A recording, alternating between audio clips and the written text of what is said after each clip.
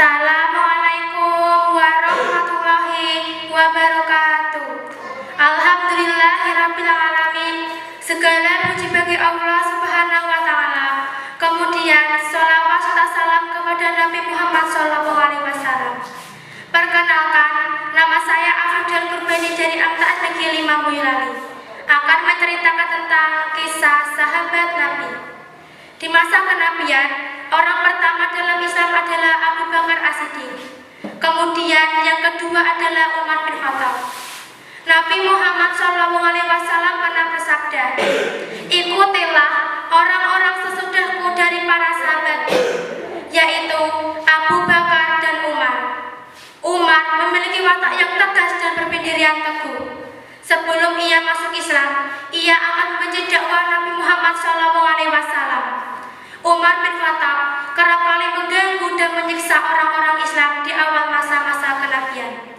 Kendati demikian, Rasulullah SAW menaruh simpati kepadanya. Hal ini dikarenakan pengaruh dan keberanian Umar bin Khattab. Nabi Muhammad SAW merasa kalau Umar masuk Islam maka ia akan membawa kebaikan dan kemajuan dalam dakwah risalah Allah Subhanahu wa Ta'ala.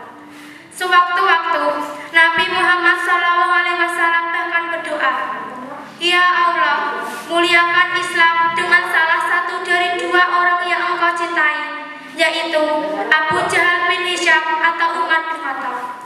Menjawab doa Nabi, Allah Subhanahu wa Ta'ala meluluhkan hati Umar bin Khattab. Ia pun masuk Islam ketika mendengar lantunan ayat suci Al-Quran yang dibaca saudarinya Fatimah binti Khattab. Berbeda dengan orang-orang yang menjawab doa Nabi kala itu, Umar bin Khattab tak pernah menyembunyikan keislamannya. Jika kala sahabat-sahabat lain khawatir dengan keselamatan mereka, karena saat itu kekuatan Islam masih amat lemah. Umar dengan lantang mendatangi gerombolan kaum kafir Quraisy. Ia mengumumkan bahwa ia mendukung dan mengikuti ajaran Islam.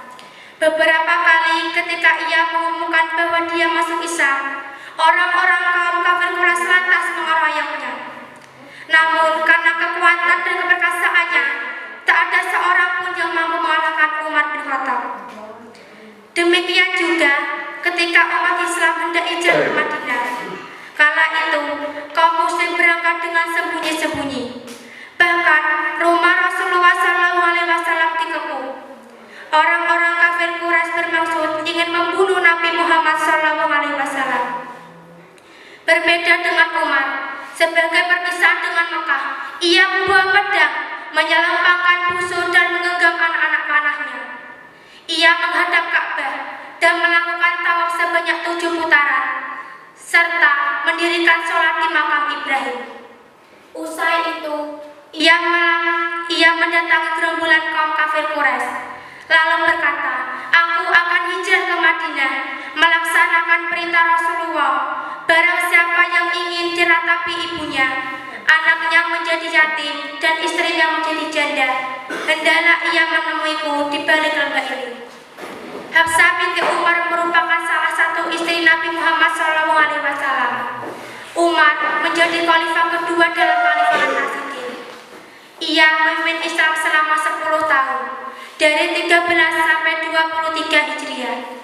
Di masa kepemimpinannya itu, umat Islam berkembang dengan amat pesat. Umar juga menyebarkan dakwah Islam hingga mencapai kekuasaan Bizantium.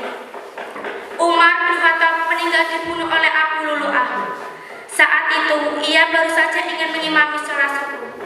Abu Lulu'ah yang bersembunyi tempat gelap lantas menyerangnya dengan tombak. Setelah menusuk Umar, ia juga menyerangkan tombaknya ke saf bagian depan, serta menyerang dengan membabi buta. 6 sahabat meninggal dunia dan 7 lainnya luka-luka. Setelah dibawa ke rumah dan kondisi luka parah, Umar bin Khattab mengembuskan nafas terakhirnya. Sebelum ia meninggal, ia menunjuk sebuah panitia terdiri dari 6 orang untuk memilih pengganti khalifah selanjutnya. Demikian kisah sahabat Nabi Umar bin Khattab yang gagah dan berani dalam menyebarkan syariat Islam. Semoga bermanfaat. Wassalamualaikum